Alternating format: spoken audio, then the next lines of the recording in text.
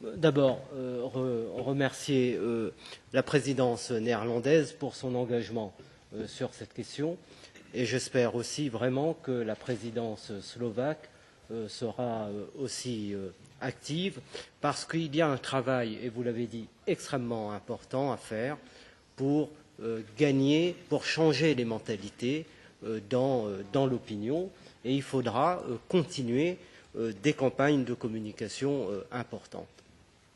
Quelques remarques d'ordre général.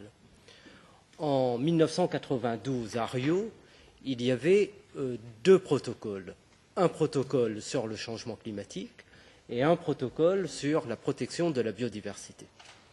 Le moins que l'on puisse dire, c'est que 24 ans après, le protocole sur la biodiversité a pris beaucoup de retard dans la mise en œuvre, aussi bien d'une gouvernance que des actions pour enrayer la perte de biodiversité.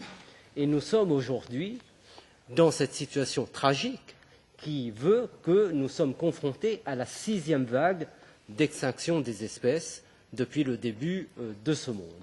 Et une partie importante, enfin que je ne pourrais chiffrer, mais en tout cas une partie importante par rapport à certaines espèces sauvages du déclin, c'est effectivement ce qu'on appelle le commerce sauvage. D'ailleurs, dans ce qu'on appelle le trafic des espèces sauvages.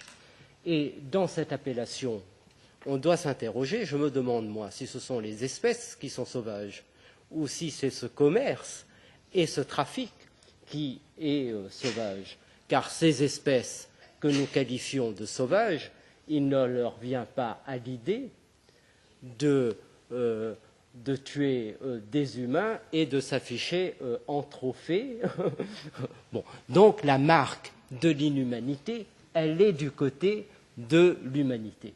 Et dans cette lutte, nous avons au fond un travail à faire pour inventer un nouvel humanisme qui intègre le monde du vivant que nous avons laissé effectivement en dehors de notre conception de la civilisation.